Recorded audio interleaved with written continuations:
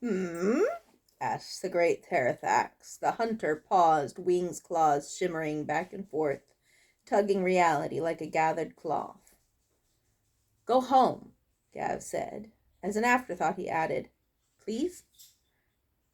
Negation, declared the being. It took a step towards Gav, as if folding space to reduce the distance between them could be called a step. Unqualified, improper substitution. Gav glanced at the wreckage of the summoner at his feet. Oh no. Zarakonar had summoned it here. Zarakonar was dead. Did that mean the being was free?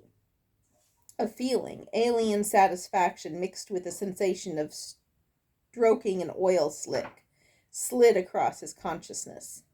Impressions of the tear in reality above them widening, of Terathax reaching farther through, because this manifestation in front of him, it was not nearly large enough. It was a tiny questing finger of a much larger bulk beyond. Of digging in and holding on to the fabric of this plane, of turning it into something more congenial to its new host. A warm darkness forever cowering beneath a hunter who could never be satiated. Hot breath and silent wings. Souls that would burst like fish eggs, salty on Terathax's tongue. Gav glanced around in panic. Arthano's dead body bled on the floor. Zaxus was now unconscious, his paramour crouched protectively over him. Alicia lay dazed at his feet, her eyes open but unfocused. Valvina grimaced and pounded a hand against the barrier, trying to break in. It was too late. Now that the requisite sacrifices had been made, it would admit no more. There was no one left to save the world. What was he going to do? His mind gibbered in panic. He hadn't expected to get this far. Literally anyone would have been better than him, surely. If only Alicia were in his place. He wished he could ask her advice, but he dared not call its attention to her when she was only half conscious. She had been so brave, so clever, facing off against Estergath. What would she have done? If only... Wait, no. There was a way it would work. But he didn't have any better idea. There was no way it would work, but he didn't have any better ideas. He pulled the incomplete pages of the ritual he'd copied from Zarakonar's stash. Conjured a tiny fireball above his stump. They'll defeat you, you know, he said, trying to make his voice conversational. Terathax paused. Acknowledgement. Images floated into Gav's head, spiky and alien. The heroes always did win. But in the meantime, the elder god would feast. Then return. Sooner or later, someone would be tempted once again. It was immortal. It could wait centuries. Patience. Gav swallowed. Not this time. His hand shook a little, but he kept going. Zarakonar was jealous. He destroyed every other copy of the ritual calling you. This is the last one, and if you don't agree to negotiate with me instead, I will destroy it. Skepticism.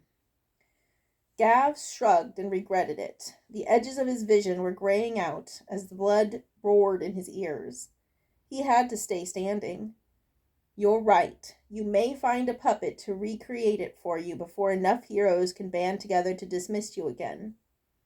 Or you may not. Is it worth the risk? As you said, you can afford to be patient. There was a long pause. It wasn't nearly as good as a bargain as Alicia had offered Estergath. Maybe no one could dismiss it. Maybe it could create dozens of copies while it ruled the land with terror and blood. Maybe it could tell that the copy was only a copy, that it was incomplete, that Gav himself would pass out if it only waited a little while longer. Agreed. It held out a sullen appendage that shifted between wing and claw in a haze of shadows, even as he watched. He handed over the papers and waited for his deception to be discovered.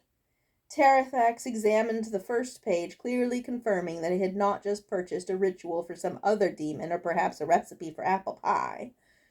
Then, before Gav could fall to his knees and beg for a mercy he knew was to be impossible, the edges of the paper curled, the entire document folded into shadow. The being waited. Waited for an order, he suddenly realized. You are dismissed, Gav managed to croak out. Negation. A sense of unbalanced scales oozed across the room. He needed to ask for something to balance the sacrifice. What could he possibly ask for that wouldn't make things worse? Alicia stared up from the floor at him, now following just enough to look terrified.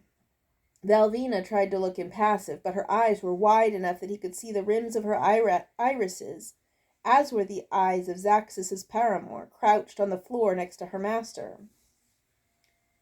This was what Gavarax had wanted, he knew. Not just the power, the fear.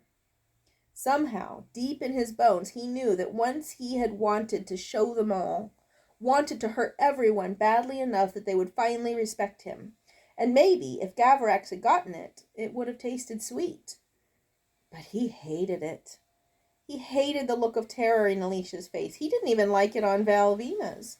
Whatever had made Gavarax crave others' fear instead of their trust, Gav didn't have that. And he thought that he wanted to understand, to know what had brought him to that point. He could ask for his memories back. He could ask for almost anything, but he remembered Zarakonar's threat.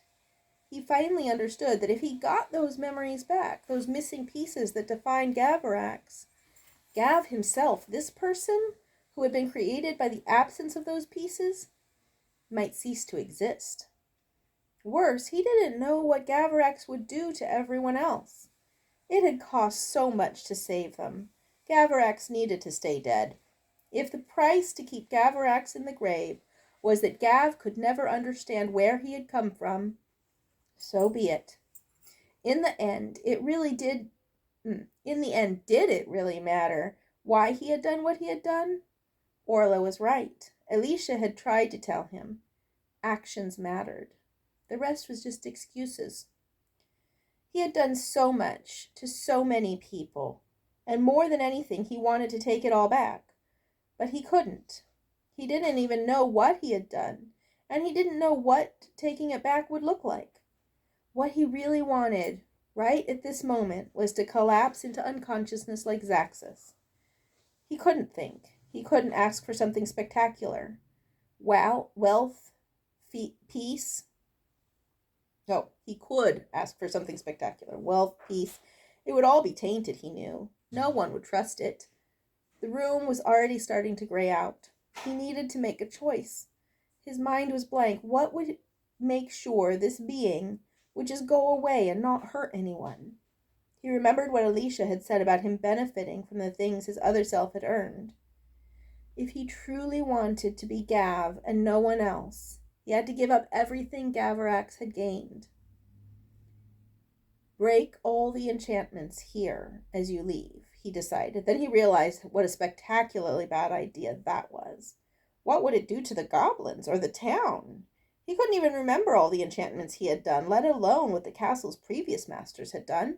And how far out would the being's reach extend? He was an idiot, a complete idiot. He amended quickly. On this floor, just on this floor of this castle. Terathax nodded. Gav could feel a wave of contempt for the smallness of his request. But he was used to contempt. The being disappeared. The hole snapped shut, leaving a small, ragged seam that distorted the air like a heat shimmer. And then Gav's world crumbled into pain as all the bones in his face began to rearrange themselves. It took forever before it finally faded into a merciful black. His last thought was, "Well, that was stupid."